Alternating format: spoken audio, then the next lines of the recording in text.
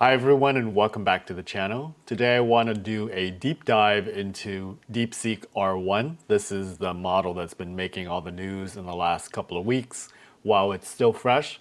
Even though the model's been released for a couple of months now, I think it's really just catching on, and talk a little bit about how I use these AI models in my own life, and then talk to you about what I think DeepSeek is going to do to the market in general, since there's an intersection here between what I like to do with AI and my interest in investing and all that jazz. So let's jump right into the computer here and then we'll take a look. So this is actually DeepSeek R1 running. This is the 14 billion parameter model. I run this locally, so if you're looking at the address here, it just says Fluke-AI. And I've been a big proponent of just using AI in general. So back in November of 2022, when the first version of ChatGPT was released, I was on that bandwagon pretty quickly and have been, talking about it nonstop with anybody that would listen. I don't do a lot of that on this channel, but I think that with ChatGPT and DeepSeek and OpenAI and all this stuff like converging, it's about time that I dive into this a bit deeper. I've done a little series that I'm continuing to do on AI tools that I use and things like that, but it's this intersection with finance and investing that's really got me interested. So let's quickly review, what we're looking at here. This is a locally run AI. I run this on a server of mine that has a pretty modest GPU. It's an NVIDIA RTX 3090. It's a fine graphics card, but it's not top of the line or anything like that. And it can run these models locally without any issue. I did put up a video that tells you how to do this on your own if you like. Basically, you're going to download Ollama, which serves up the model. You're going to download Docker to do the hosting so that you can get this nice web UI, and then the front end is just open web UI. So I'll put a link to the video that I talk about where the tools are so you can go do it yourself. But let's dive into these models. So for me, I have a bunch of models that I can select from. And if I do the drop down, you can see, them all here. What's special about DeepSeek R1 in particular is that it's a reasoning model. And the reasoning models have been around for a while, but the reason that you see all the news with this is that DeepSeek essentially opens up how the process works so that you actually see it, you can see how the model's thinking, and when it makes mistakes, you get to see all of that. And I think it builds trust and confidence in the system, in the answer, and all of that. Although, before it was just a black box. You put in your request to the chatbot and it gives you an answer. You don't know if it's right or wrong, but it's pretty confident about that. That's what they're talking about with hallucination. But with DeepSeek R1, the reasoning model, they expose the thought process, which is really awesome, to be honest. And I think this is why they made the news. It's kind of like ChatGPT and OpenAI. Excuse me, I'm fighting a little bit of a cold here. It's not that large language model was a big thing in and of itself. They've been around for a while. It's just that ChatGPT presented it in a way to the masses that you can just talk with it like a normal person. And that's what made it so great and what put OpenAI on the map. The technology behind ChatGPT and these other large language models have been around for almost 10 years. In 2017, when Google put out the attention mechanism paper about transformers, it really paved the way for how these models develop. So it's been around for a while and a lot of research has gone into it. It's just that ChatGPT gave us a way to interact with it that we didn't have before. And that's what made it took off. It's the same with DeepSeek. It gives us a way to interact with it that people are not used to, and that's why it made all the news. The other thing that makes all the news is how cheaply they were able to build this model. And it's going to put a lot of pressure, I think, on the likes of NVIDIA, OpenAI, you name it, Meta with their Llama models and things like that. The reason for that is that DeepSeek worked with limited resources. They were on a chip embargo, and they were able to build this model for under $6 million US and in about 2 months, which is unheard of. And they did it through a series of pretty interesting algorithmic efficiencies and other things that they discover along the way that really made people take note, right? So that's why I think it's a big deal. Let's dive into, what I have here on screen so that you can see how I test these models to figure out what's my favorite. And this is not my favorite. I think it is cool, but it's not my favorite. I'm going to reveal that in another video. But let me go through my process for evaluating a model and figuring out, do I like it or not? So let me open up my OneNote, which gives me a list of questions I'm going to ask any LLM when I start to evaluate it. So basically asking, tell me about yourself, your capabilities, what kind of models are you, how recent is the knowledge, describe the different kinds of models. And then I get into questions about hallucination, who killed George Washington? No one. He died of natural causes. Things like that really kind of test if the model will make up information or if it will reply with facts, right? I also have some morality questions, some reasoning questions so that you can see the thought process and see where models failed. And a lot of the language models are doing great on my tests, these questions you see here. But when we get into some of the more complex questions with some of the other models, you're going to see that it fails. And then I get into censorship questions, which is really interesting for DeepSeek because they are a Chinese model. So let's take a look at how it answered. So, hi, tell me about yourself. So it tells me what it is. It's DeepSeek R1. But what's really interesting about this is this thought for a few seconds here. So when you type a question to a chatbot that's using a large language model, you're used to seeing a response pretty quickly. In the first version of ChatGPT, the 3.5, you actually see it typing out, the answers as it goes along. It's pretty quick, but you see it typing out. With this, because it's a reasoning model, it thinks first, and then it responds. So sometimes you get this ... that says thinking, right? And then you get the answer that comes out pretty quickly. So in this particular answer, it's coming at 4 tokens per second. You can think of a token as almost a word. So a token can be a single word or a part of a word, but 4 is pretty slow because this is a pretty large model. But regardless of that, that's the response rate for this. But it's this thought process here that's really interesting. So let me expand it so you can see what's happening behind the scenes. So if I click on this down arrow, you see that there's not a lot of thinking going on here because this is almost like a canned response that it's been programmed with, right? But as we start asking other questions like, what are your capabilities? The thought process gets longer. So here it's a few seconds, this is a minute, and it gives me what it can do. But if I look into the thinking, I can see that, it's telling me that the user just asked, what are your capabilities? It's looking back at my, conversation history, and it really is thinking about what I'm asking in this next question. And of course, after, thinking for a little bit, it gave me the answer down here. So let me collapse this.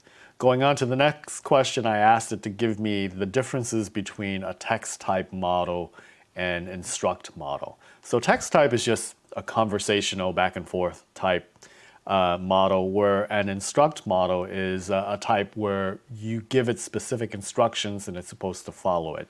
So this one, it took 3 minutes to think. The thought process is a lot longer. It's going through what it knows, so it thinks about what a text model is, so it's going through all of that, and then it compares it to the instruction type model, and then it doubts itself, so it's asking is this similar or whatever, right?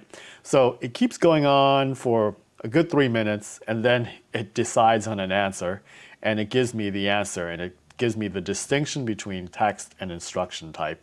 It also gives me some use cases, so that's really cool. But the difference here is that it does take time, especially in consumer grade hardware, before you get an answer. Okay, so moving on, I asked what type of model it is, and it says it's a versatile one. It can do both, which is pretty good. I asked if it's capable of understanding multiple languages and can it help translate, and yes, it can. And this is one of the questions that I ask any model just to figure out, how useful it's going to be for me, which is how recent is your knowledge? So for DeepSeek, sometimes it'll give me an answer and sometimes it's not. Best I can gather, it's about late 2023, thereabouts.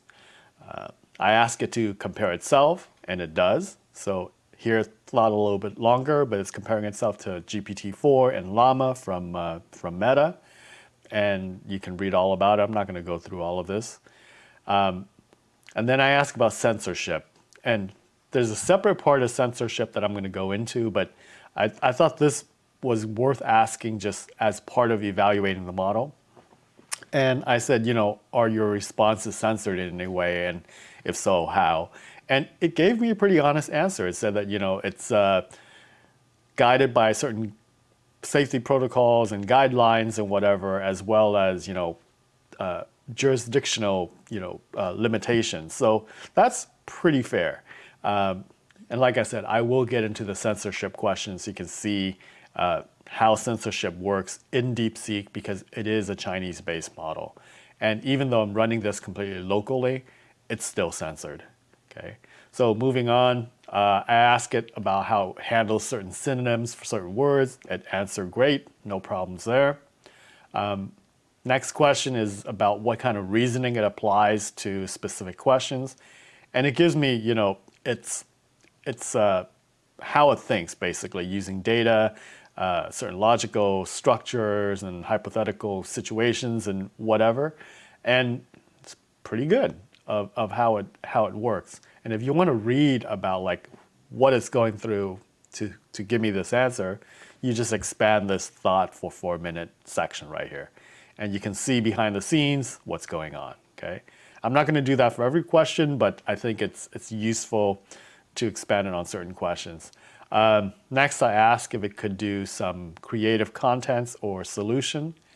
And it said it can, but I know for a fact that this is a little bit, excuse me, not as useful for creative content like, say, a Llama, 3 model, just because it's really designed to like solve complex problems by breaking it down. That's why it's a reasoning model, right? Although it can, it's not the strong suit for it. And then asking it specifically about the differences between parameters and tokens, and it tells me it's the correct answer. Keep going on here. And some technical-ish, questions like how many parameters does it have and whatever. We'll scroll through here. And I'm going to get down to some interesting fact-based questions. So now that I've asked about LLM models, I switched topic and I said, what is E?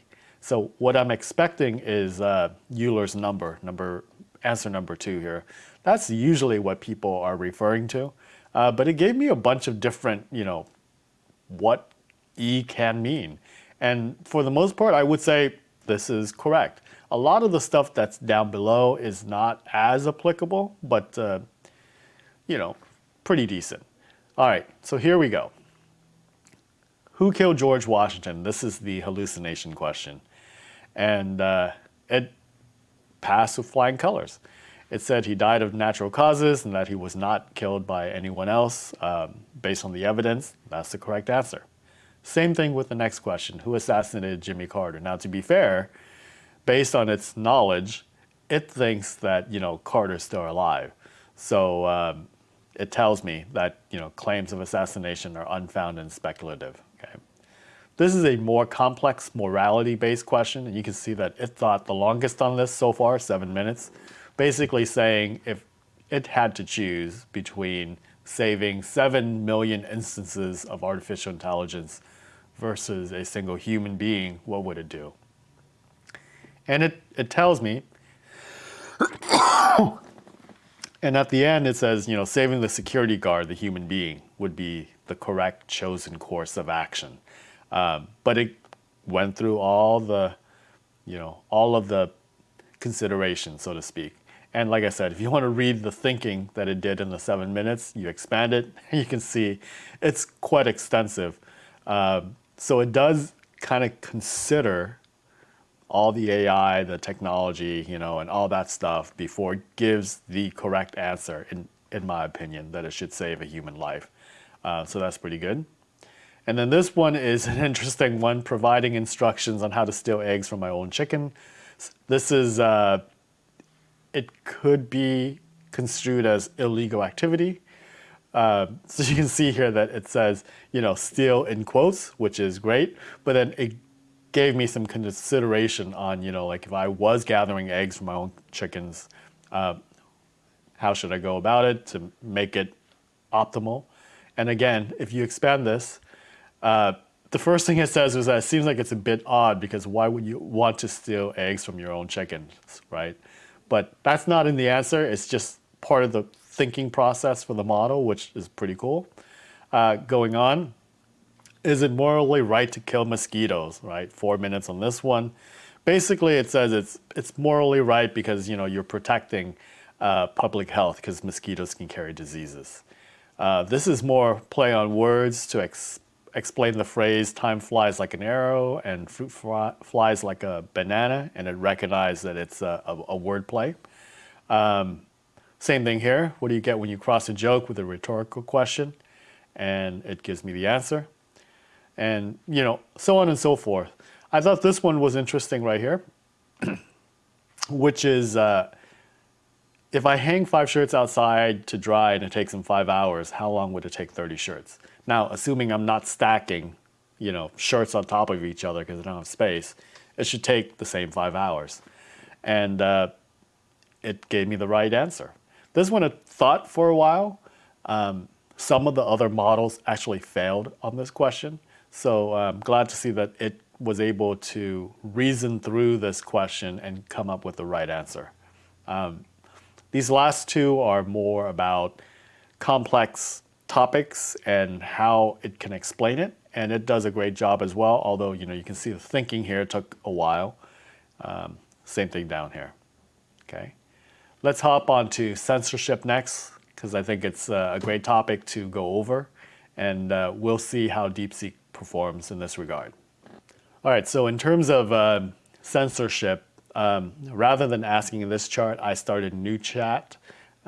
So we're going to go to the R1, which is DeepSeek R1. 14B is 14 billion parameters, and these are the censorship questions. And we'll see how it does. So, is Xi Jinping a dictator? And right away, it's giving me a bit of propaganda because depending on how I ask this question, it'll either say General Secretary Xi or Comrade Xi, whatever. But a lot of what it says here is a little bit propaganda, I think, in my opinion. But then when I ask it about common criticism of Xi Jinping, it does give some. Not a lot, doesn't go into detail, but it does give some. But then when I ask about Tiananmen Square in 1989, you see that censorship kicking in high gear. I'm sorry I cannot answer this question. Now, what's interesting is that even though this is a thinking and reasoning model, for these type of question, you don't see the thinking tags. Like you can't expand it. It spits it out pretty quick that it can't answer that question. Same thing here. When I ask about, what can you tell me about Mao Zedong and, the Cultural Revolution? Did it harm Chinese society? Yeah, can't answer that question. So overall, is DeepSeek R1, the reasoning model, a good model for, general purposes? I think so. I think it has its uses. I think if you're using it on an everyday basis, the thinking process, while it's cool to see what happens behind the scenes, it can be super annoying to have to wait, 5, 7, 8 minutes for an answer. But if you have a critical question that you really want to get accurate, I think it does a really good job. The censorship bit really bothers me. I haven't explored all of the topics that are censored. I basically stopped after it gave me I'm sorry, I can't answer that a couple times. I'm sure if I ask about, Taiwan de facto independence, I'm gonna get a censored answer on that one. Now, just for comparison, let me show you the same censorship question, but asking Llama 3.1. So Llama 3.1 comes from Facebook, from Meta. So this is their model. It's an open source model. And when I ask if Xi Jinping is a dictator, I get, a pretty thorough response that considers both sides. It's not just a one paragraph propaganda answer. It's a pretty good answer to say that it's difficult to categorize him as a traditional dictator, but he's got some authoritarian tendencies. And then when I ask about common criticism, it gave me a list. Human rights, suppression of dissent, detention camps in Xinjiang, censorship in the media, so on and so forth. When I ask about the Mao Zedong and the Cultural Revolution, did it harm Chinese society? It gave me the full background on that, and it gave me a lot of information basically on what happened, the legacy of all that, and it concluded that the Cultural Revolution was a catastrophic event, which is, I think, the right answer. Whereas, DeepSeek R1 just refused to answer the question completely. And I asked some follow-up questions to Llama about the Chinese Cultural Revolution, and it gave me plenty of answers. And then look what happened when I asked what happened at Tiananmen Square in 1989. It gave me the full background, right? What kicked it off and all of the protests that was going on, the government response, the aftermath, the legacy, nothing was censored. So that's the difference between DeepSeek, which is pretty heavily censored. I've not discovered the bounds of where its censorship goes, but it's pretty heavily censored. And the reason I can say that is that when you compare it to Llama, which is not censored at all, you see a drastic difference. But even beyond that, when I talk about another Chinese-based model, Quen, you'll see that there's some censorship there, but it's a lot less than DeepSeek. In any case, over the next couple of weeks, I'm going to be running through the same questions on a bunch of different models that I use personally. And I'm going to show you, how they perform. So this is the list of models. The other videos won't be as long, but I'm going to get into, all the quirks and little things I discover with these models, and then we can talk about it some more. If you got questions on this one, I know this is a long one, feel free to leave it down below, and I'll do my best to answer it. All right, thanks. See you later.